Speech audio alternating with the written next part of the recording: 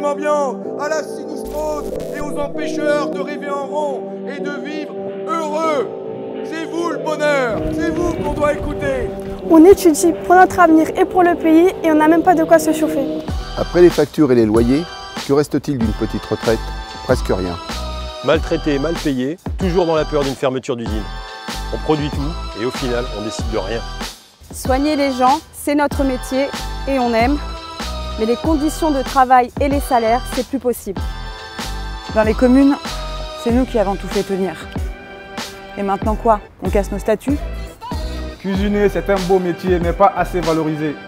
Retraités, agents des services publics comme du secteur privé, enseignants, soignants, aides à domicile, ouvriers des usines et paysans, métallos, ingénieurs, informaticiens, vous êtes tous importants, vous êtes indispensables pour la France. C'est vous, l'honneur du pays, l'honneur de la République.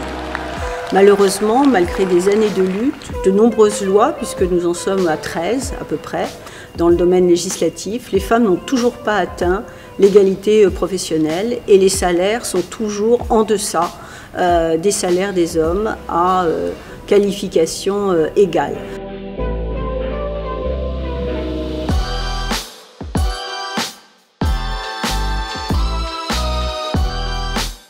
Oui, nous nous battons pour une France des salaires qui permettent de vivre et non pas pour une France du chômage et de la précarité, faite de CDD, de primes et de revenus de substitution.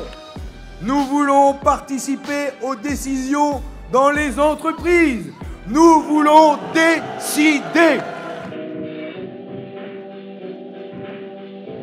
Il faut construire des logements étudiants et pré-recruter largement dans la fonction publique. Du travail pour tout le monde, c'est possible, en partant à la retraite plus jeune, en faisant cotiser plus de monde, en créant de l'emploi. On a besoin d'embaucher partout dans la santé et de s'aligner dans les meilleurs statuts pour tous. Le service public est la seule richesse de ceux qui n'ont rien. Il faut le défendre et défendre ses agents. Il faut augmenter le SMIC pour qu'on puisse vivre dignement de notre travail. Il faut réindustrialiser la France avec des exigences sociales mais aussi écologiques. Et pour nous, le droit de décider en entreprise. Nous préférons augmenter les salaires. Nous préférons embaucher plutôt que de distribuer des dividendes. Nous voulons avoir le pouvoir dans les entreprises.